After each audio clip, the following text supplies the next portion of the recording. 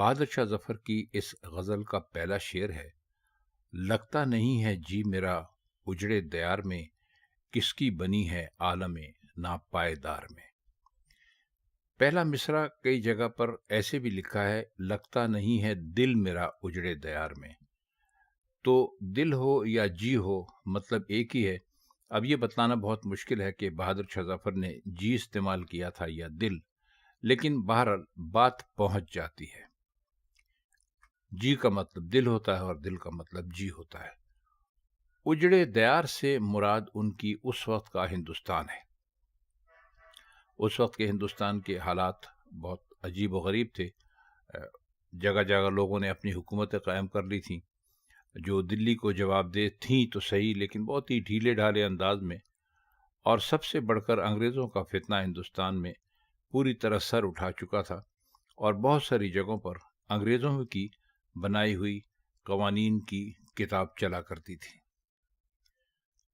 تو بہادر شاہ ظفر نے جو بات یہ کی، وہ کہہ یہ رہے ہیں کہ اب میرا دل اس ہندوستان میں نہیں لگتا ہے۔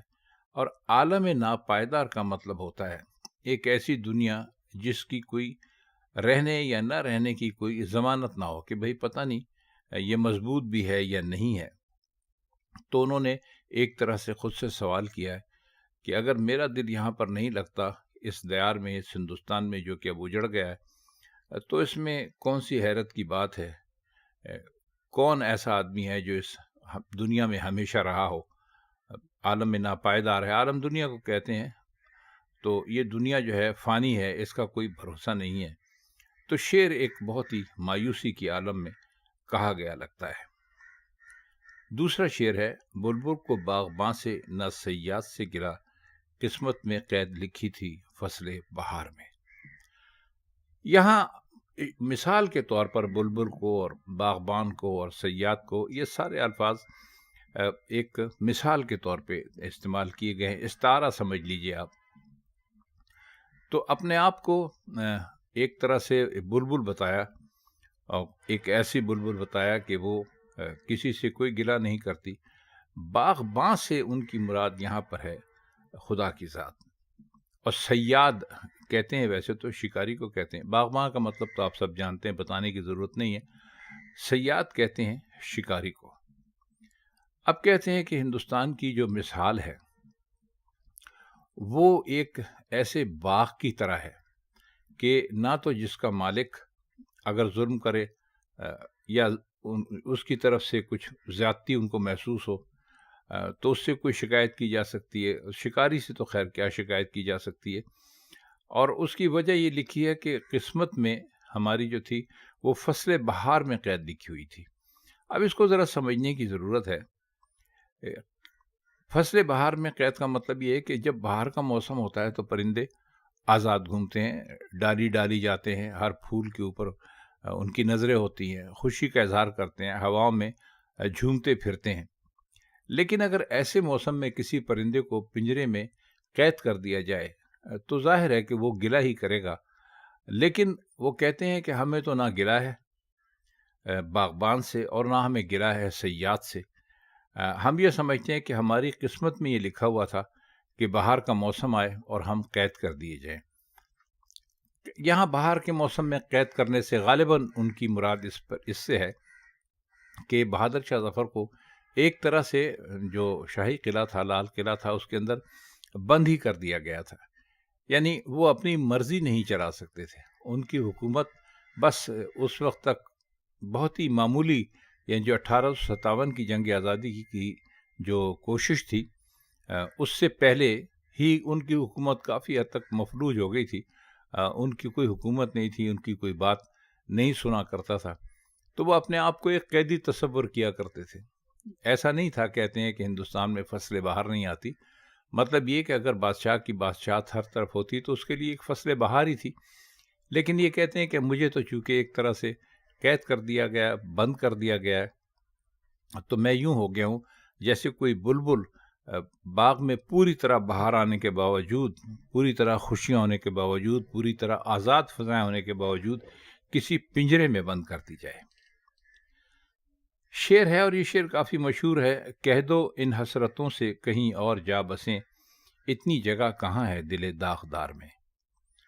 اب اس شعر میں شاعر جو ہے وہ دنیا سے مخاطب ہے یا اپنے آپ سے مخاطب ہو سکتا ہے، متکلم بھی ہو سکتا ہے۔ شعر میں تھوڑی سی جو مزے کی بات ہے وہ یہ ہے کہ وہ کہتے ہیں کہ میرے دل میں بہت سارے ارمان تھے، بہت ساری آرزویں تھیں، بہت ساری حسرتیں تھیں، لیکن اب ان کے لیے جگہ باقی نہیں رہی، اور جگہ اس لیے باقی نہیں رہی کہ میرے دل پر اس قدر زیادہ داغ پڑ چکے ہیں کہ اب اس میں کچھ کسی اور چیز کی سمائی ہو نہیں سکتی۔ تو یہ حسرتیں جو ہیں ان کو مجھے اپنے دل سے اب نکالنا پڑے گا، کیونکہ میرے دل پر اتنے صدمے، اتنے چرکے، اتنے زخم، اتنے داغ پڑ چکے ہیں کہ ان کے اندر مزید اب کسی چیز کی گنجائش ہے نہیں۔ تو ظاہر ہے کہ حسرتیں بھی دل میں رہتی ہیں اور داغ بھی دل پر ہی پڑے ہوئے ہیں۔ تو فرماتے یہ ہیں کہ حسرتوں سے کہیں زیادہ میرے دل پر داغ ہیں، تو جو اب میری حسرتیں ہیں ان سے کوئی کہہ دے کہ بھائی اب یہاں تمہارے رہنے کی جگہ نہیں ہے، تو کہنا اصل میں وہ یہ چاہتے ہیں کہ دل میں بہت سارے آرزویں تھیں، بہت سارے ارمان تھے، آرزویں تھیں، وہ تو کیا پوری ہوتی، ان کی جگہ دل پر جگہ جگہ صدمات کے داغ پڑ گئے ہیں۔ مطلب یہ ہے کہ دل اب، اگر پہلے دل میں حسرتیں ہوتی تھیں، ارمان ہوتے تھے، جوش تھا، ولولہ تھا، سب کچھ تھا، اور کچھ نیا کرنے کی آرزو بھی تھی، اب وہ باقی نہیں رہا۔ اس کی وجہ یہ ہے کہ اس کی جگہ ان داغوں نے لے لی ہے جو کہ مقدر کی وجہ سے مختلف قسم کے صدمات نے دل پر نقش کر دی ہیں۔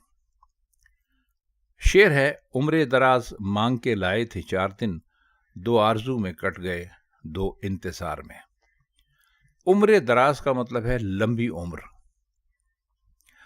اب یہ تھوڑا سا اس شعر میں ایک طنزیہ انداز بھی ہے کہ بھئی ہمیں تو زندگی کیا ملی، 4 دن کی زندگی ملی۔ جب 4 دن کا محاورہ استعمال ہوتا ہے تو اس کا مطلب ہمیشہ اردو زبان میں ہوتا ہے کم سے کم۔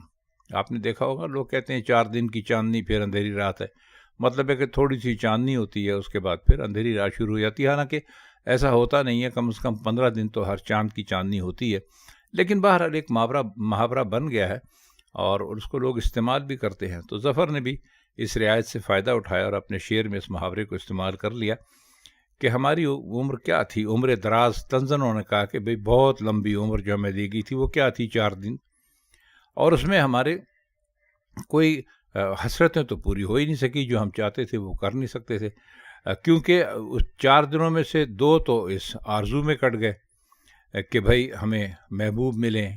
اب یہاں پر آپ عشق معشوقی والا روایتی قصہ اگر نہ لیں، تب بھی اگر کوئی بھی ان کا کام تھا، جو ظاہر ہے کہ اس زمانے کے سیاسی حالات کو دیکھیں ہندوستان کے، تو سیاست ہی ہو سکتی ہے، اپنی مرضی کی حکومت کرنا بھی ہو سکتی ہے، اپنی مرضی کا کوئی اپنے بعد آنے والا بادشاہ لگانا، کچھ بھی۔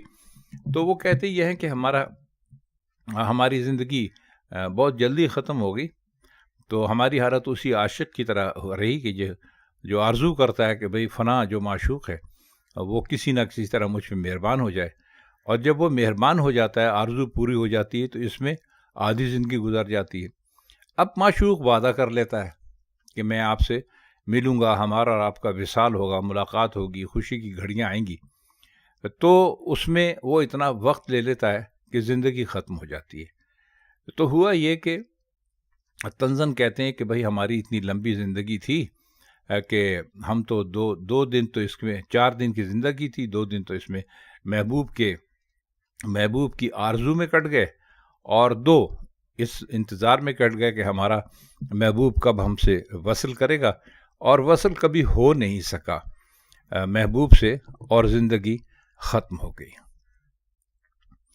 اگلا شعر بھی ایسے ہی ہے کچھ: دن زندگی کے ختم ہوئے، شام ہو گئی، پھیلا کے پاؤں سوئیں گے کنجے مزار میں۔ اس میں کوئی بہت زیادہ مشکل لفظ نہیں ہے۔ کنج کا مطلب ہوتا ہے گوشہ یا ایک کونا سمجھ لیجیے آپ۔